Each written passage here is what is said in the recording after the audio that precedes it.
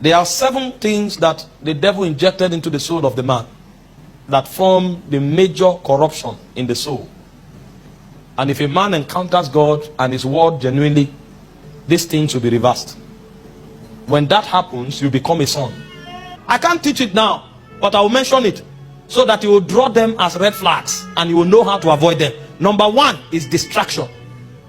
When a man does not have gravity in his spirit, anything can get his attention. And the first thing intimacy will do for you is to severe distraction from your soul. You see, when you find a child, he can't even focus on anything for 5 seconds.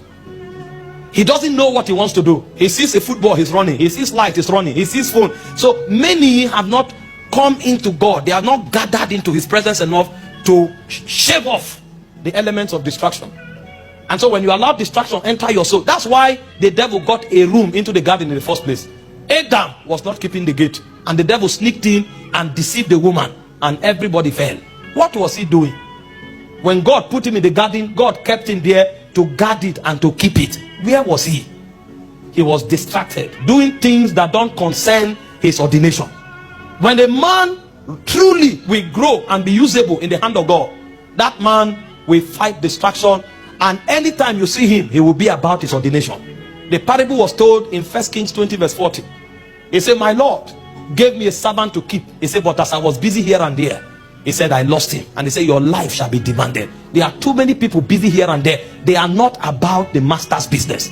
And so when you find the people who are astray, distraction is what defines them.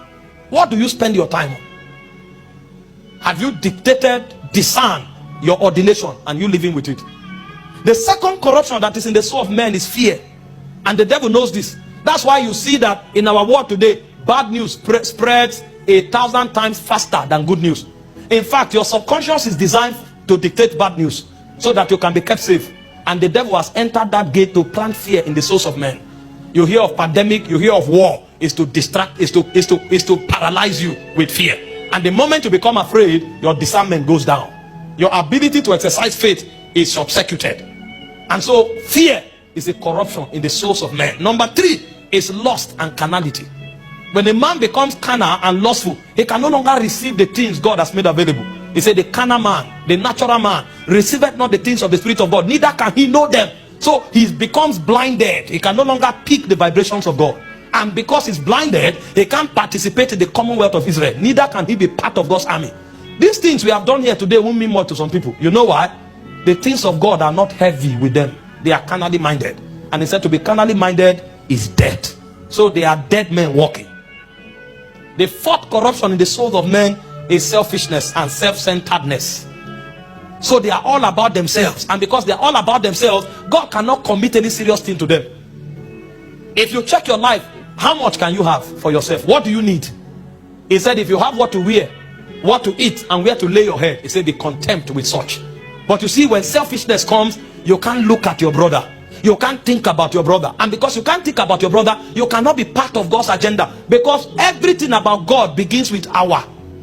Is our Father. It's not my Father. You will never hear my Father who art in heaven. It's our Father who art in heaven. Hallowed be thy name. But a selfish man cannot see beyond his nose. And because he's too self-centered, God cannot bring him to be part of an agenda that has its roots in eternity. And so the devil knows. So he plants selfishness in the souls of men. The principle of the word is that get all you can and can all you get. It is me and myself, and that's where it stops. But that's not God's agenda. When you come into God, it becomes about others. Selflessness is what defines God's operational modality. The 15th, which is the corruption of the soul, is pride. And this is why God can't promote people, even though they are very gifted. Because God himself will be the one to break you. He said he exalts the humble, but he abhors the proud.